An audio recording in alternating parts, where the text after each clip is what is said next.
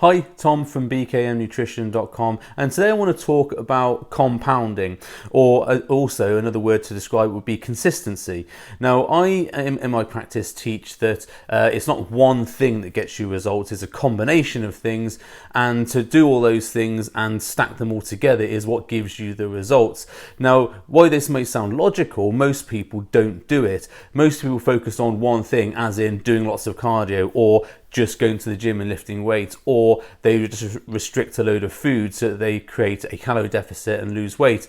But they're not thinking about all the other things that come into that equation, which helps you to build up a good system of events that lead to you getting consistent results. Now, what I mean by that is, say let's take losing weight, losing body fat. Most people understand that you need to eat less food. They might understand that you need a calorie deficit. And most people I talk to now do get that you need to eat less calories than what you expend in order to lose body fat. So you do need to have a calorie deficit, but for a lot of people, that's where it stops. They just restrict a load of food and they're not thinking about all the other things that come into play. So as well as having a calorie deficit, as in eating less food, that will work for a period of time. However, after a while, you're going to get bored and frustrated of the fact that you're not eating maybe foods that you like. You're not able to go out with your mates to go for meals out because all you end up is eating salad. You feel tired and hungry all the time. You're craving foods all the time. So as well as having a calorie deficit, you need to compound that by having foods that you like in that diet. So you need to have the foods that you like so you don't start craving them, and manage them into your calorie deficit. Now, you can do that for a little while as well. However, what happens is if you don't have a diet that fits into your lifestyle, or you try and fit your lifestyle into a diet, that always leads to mishaps and leads to you breaking your diet, because you're trying to eat at times dictated by a diet or by your coach. You're trying to fit your lifestyle into a diet. For example, you have to eat breakfast, or you have to eat before 6 o'clock in the evening. That won't work if you're a shift worker, for example. So all these things you need to have adding up to make them work. So you need to have, as well as a calorie deficit, foods that you like, you need to have a diet that fits your lifestyle, not the other way around. So you need to have meal plans that fit into or meals that fit into your daily routine. Then when you've got all that, you need to have a habit or a routine to make sure you do that consistently. And you need to build up good habits in order to, which are easier to do than bad habits. So it's okay to have a calorie deficit. It's okay to have foods that fit your lifestyle. It's okay to have a diet that fits your lifestyle, and you're able to eat what you want, when you want, as well as in a calorie deficit. But if there's always that thing that happens which puts you off your diet, that thing will continue to happen, and you'll be going along nicely for, say, a week or 10 days or whatever. That thing will happen, and we all have that thing that takes us off our diet and pushes us the other way. And if we don't have a mechanism to cope with that, or we haven't built good habits which are easier to do, which stops us going down that bad habit route, then that's where your diet will end. So all these things compound to build up to give you the consistency of doing it over and over again. And let's think about muscle gain. So a lot of people, when they're looking to build muscle, and I used to be a bodybuilder, so I know about this. A lot of people, when they build muscle, they will think about, right, I've got to train a lot. So I've got to go to the gym and do, say, 5 or 6 days a week training. They might even overtrain, so they train a lot. They also probably know if they're trying to gain muscle, they have to eat more calories. So they start eating more. Now, what I've found when working with clients is that if they haven't got a plan for this, and it's sort of the same as the calorie deficit, you have to eat foods that you like. You're never gonna eat all the food you like if you're always eating the so-called good, healthy foods for muscle gaining. What people tend to do, they fall down because they don't have a plan for eating into a certain framework.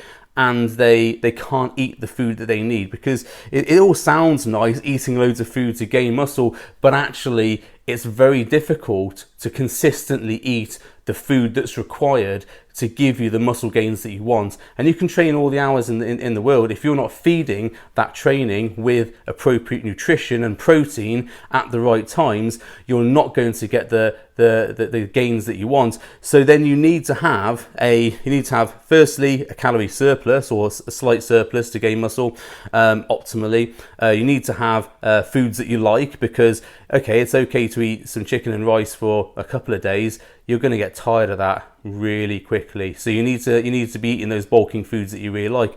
An example for me, when I used to bulk for bodybuilding shows, was I used to eat chicken, pasta, and most people stop at chicken and pasta. I would pour some sauce over it. I would have some fruit with it, so it was nice to eat. It was giving me some extra calories, and I could go through that quite quickly. Don't be afraid of adding sauces to your meals in small quantities. You don't want to have so much that you're going to gain tons of fat, but you do want to have enough that it's nice to eat that food. And actually, if you're dieting for weight loss, a small spoon of sauce makes all the difference. When I was dieting for a bodybuilding show once, the last couple of weeks I was eating white fish and white rice to lose the body weight, because I had to really make the most of my calories. I did that for 2 days, absolutely hated it because it was tasteless and bland. I added a teaspoon of tikka masala sauce to it, and I had no problem eating it. And the teaspoon of tikka masala sauce was about 30 calories, quite manageable. So you've got to have food that you like in order to keep to it, because I was in danger of going off that diet, and I did in fact win the show when I did that, so that's good. So you need to have foods that fit your lifestyle, meals that fit your lifestyle. And as well, for muscle gaining, you need to have those good habits which support that.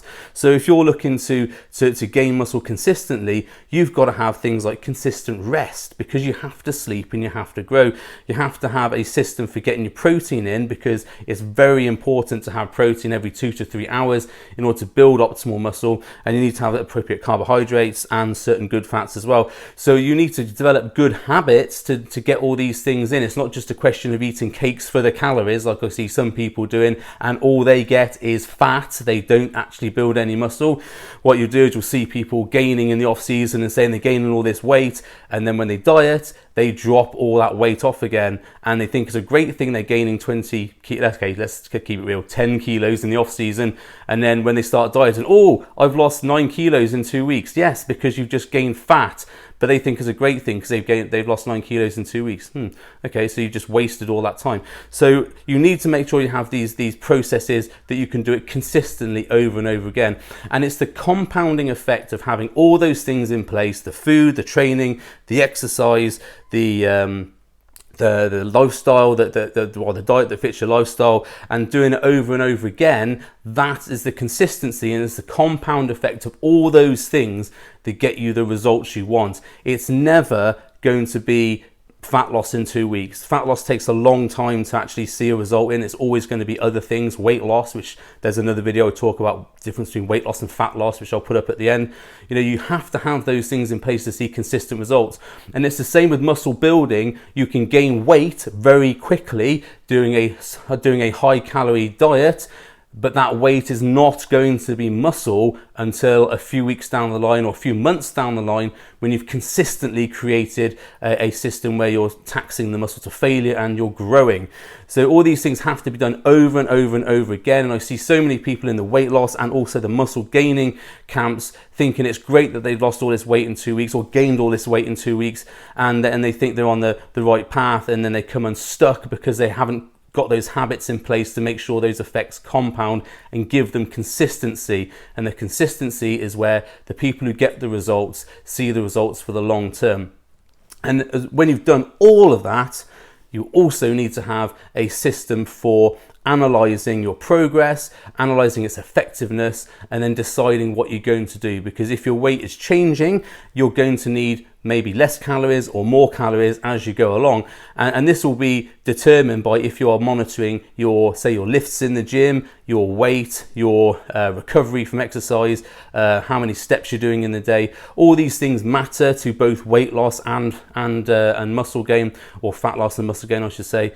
So you need to have a system when you've done all that to evaluate it and then you can adjust it, and that gives you then your consistency, which you keep on going month in and month out. So the moral, I suppose, of this video is you're never going to achieve what you want to achieve in 2 weeks. You have to build those habits and consistency, and have a real plan of what you're doing in order to make sure you're getting those things over and over again. And all these things stack up, and I talk all the time about having the systems in place. You need to have appropriate systems for muscle gain and fat loss in order for it to make it work for the long term. If you haven't got those systems in place, you'll see short-term results and then nothing. You'll plateau and wonder what you're doing and eventually just give up. So let's end it on that. If you have a question about this, I obviously coach clients for muscle gain and fat loss, and I have body transformation programs that run. If you have a question about any of these things that I've raised, please put it in the comments below. Happy to reply and give you some advice if need be. Check out my other videos, and if you like this video, please subscribe, please like it, and tell everyone else about it if you think they can benefit. And I'll see you on the next video. Thanks.